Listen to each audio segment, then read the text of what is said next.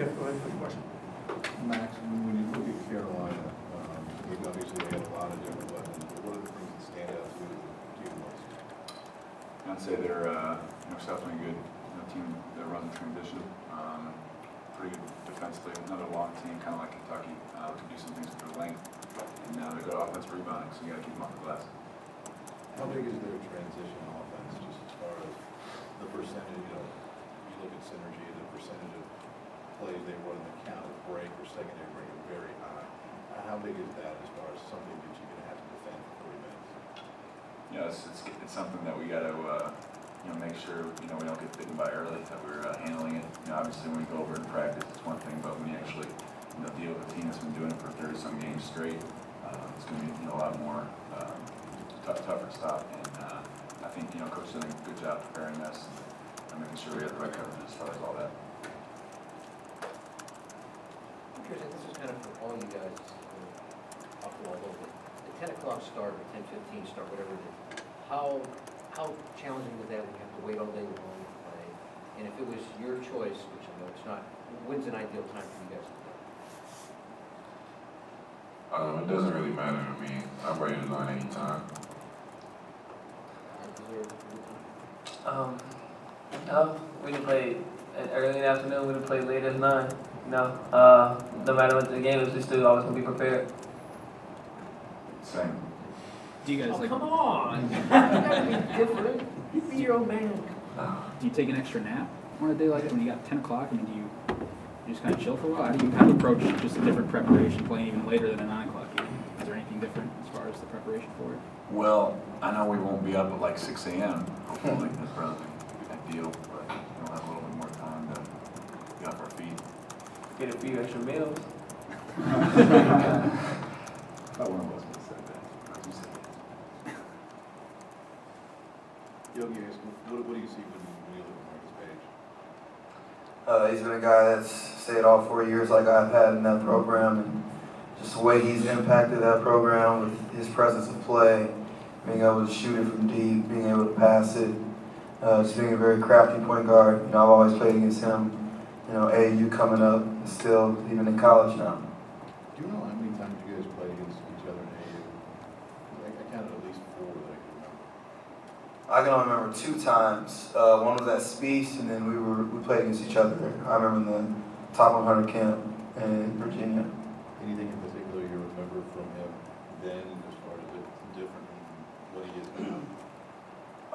I say it's pretty much the same thing, but obviously more redefined, more polished game. Just his simplicity of the game with his pull-ups and his threes. Oh.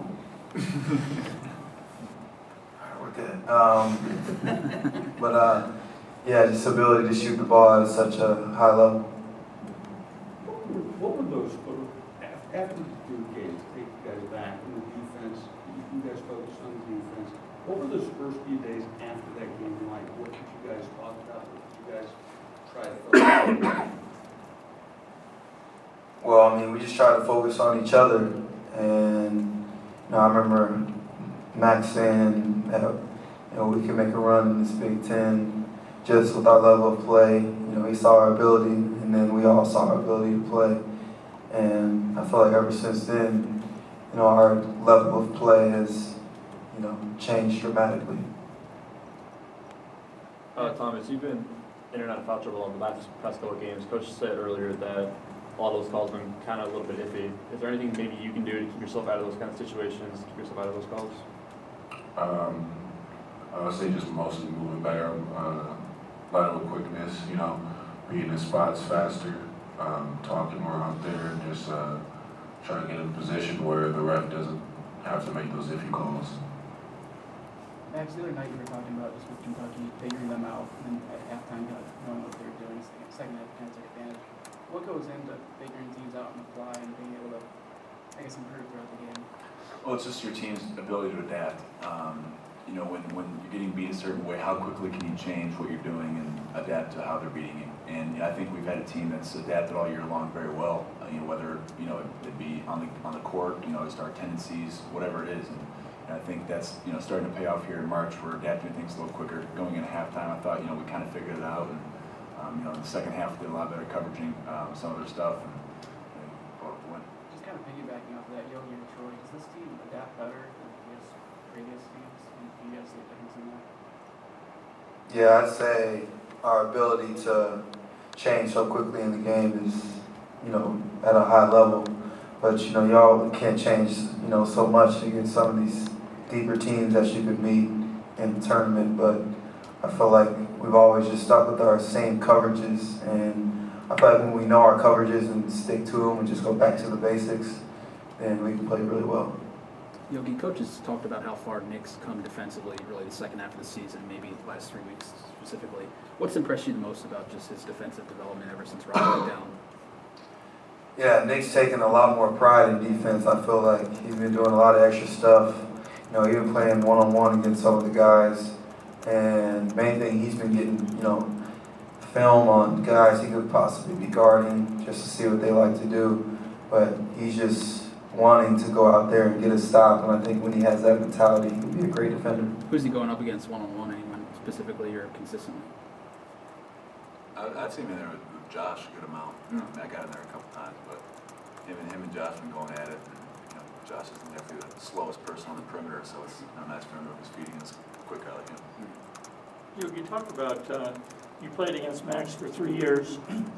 When you heard that he was coming, did you have any idea that he was going to have the kind of impact that he's had? No, I didn't. And, the first time I saw him, I remember I was working out, and he was taking a tour on basically Kakal and introduced. But, no, I didn't think he would have the impact that he's had. His wisdom and knowledge that he's shared, is a lot different than mine. I feel like, he's got a more older head mentality. And, What? Older head. You call me old? Got a big He's about 24, but yeah, just what he shares on the court and his knowledge, everyone listens to him. What do you think about that, Max, the older head mentality? Well, I want the definition first.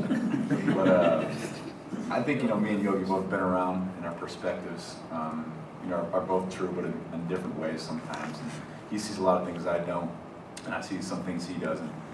That could be just him being a guard, me being a big, but I think it's also just, our history, kind of what we've been through. So I think, we complement each other pretty well as far as that goes.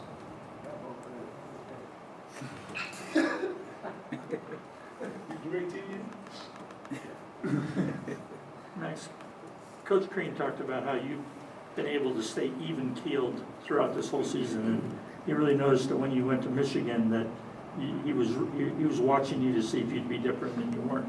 Is that something that you think about or try to be? Yeah, I try to bring a pretty consistent sort of thing to the team. Whatever I feel like our team needs, whether it's a spark off our bench, whether it's just keep it going. I try to be that guy.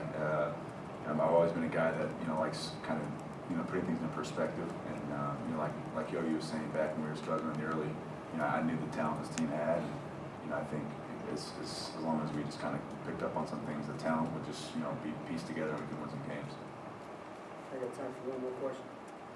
How does the ability to make free throws under crunch time pressure? How do you block everything out to just make a free throw? We go through that every day in practice, when we have a pretty long and hard practice, coach always wants us to go to the free throw line. And, my teammates are always with me, Nick, Yogi, Troy, Max, me and Max have gone against each other in some free throw competitions. And it's just the mindset that we have going towards it, we have to carry it over in games, and so that's what I did. Who wins the competition? For the last couple of times I won. But You got the CNN fact check on that?